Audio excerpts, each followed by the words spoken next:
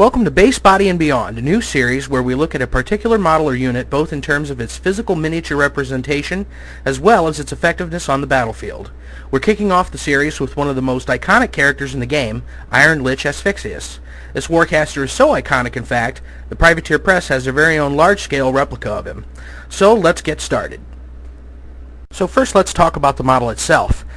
Overall, I believe it's an excellent sculpt, and I actually prefer the classic Asphyxious model to the new one, mainly because the new one to me kind of has this toilet bowl look around its head, which I think just makes it look funny, and I actually like the old model's robes in that they curl up at the bottom. I'm also a fan of the sculpt for Soul Splitter because it retains his druidic past, though the haft of the weapon seems very bland, and I painted it with a couple of greens to give it some more oomph.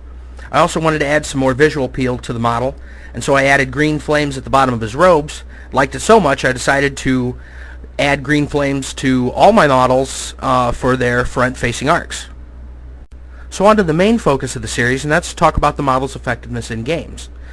Gaspy is currently my favorite Crix Warcaster due to his selection of spells and overall versatility. His stats are decent with a nice defense and armor, and his melee damage is almost equal to that of a Slayer, which is pretty good for a Warcaster.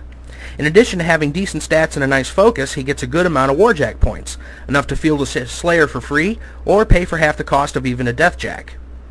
Like most of the game's casters, he has a powerful feat, and it is almost impossible to try assassinating him before he pops it. The risk in failure can leave you open to a Warcaster with effectively 14 focus to spend during the turn, not to mention it has the off chance of killing or wounding a number of enemy living models. Don't count on Gaspy's feat to destroy any units by itself, but it could be dangerous when combined with spells like Parasite. Speaking of spells, Asphyxious comes with 5 spells that are almost always useful in every battle.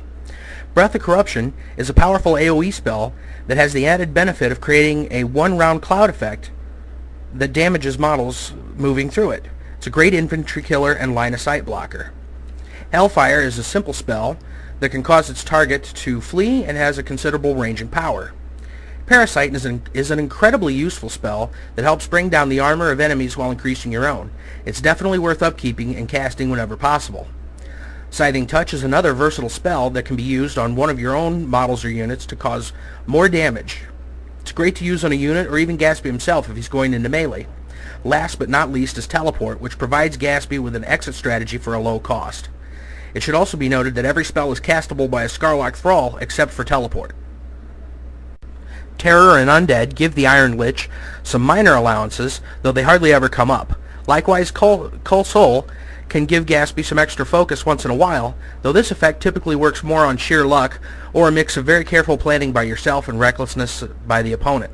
Soul Splitter gives Gaspy reach, making his threat range a respectable 11 inches, and its sustained attack ability allows for a massive amount of melee damage, assuming you hit just once. Finally, we'll talk about the model's strengths and weaknesses. Gaspy is a prime target for ranged attacks, as he's on a medium-sized base and doesn't have stealth like, say, Denegra. Likewise, a boosted magic attack will also give him some trouble. Additionally, Asphyxious relies on his magic to gain the upper hand in battle, and effects that can shut down his focus or upkeep spells will cripple him severely. Gaspy is well suited with nearly any army composition, though with a number of offensive spells it would serve well to have an Arc Note or two. Many players also swear to having Gorman de Wolf at his side at all times to make him harder to see and target, but Gorman isn't a necessity by any means. And finally, since we're dealing with a Warcaster, I should comment a bit on his theme list. It's relatively powerful, but unlikely to see use in any real tournament play. Gaspy has access here to the core Warjacks, units, and solos in the Crixian army, including his buddy the Cankerworm. All 4 tiers are useful, though. Fielding the required amount of Necrotex, though, for Tier 2 feels a little excessive. Tier 3, however, allows for all sorts of shenanigans as you get to place wreck markers on the battlefield, which are beneficial to both the Necrotex and the Cankerworm. Overall, Gaspy is an effective Warcaster and is very well-rounded. I cannot imagine playing Crix without having Asphyxious in my collection.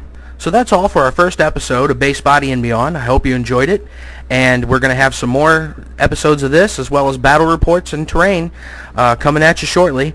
Remember to leave comments, like us if you like, and all that good stuff, and visit us online at TableTopGamers.blogspot.com.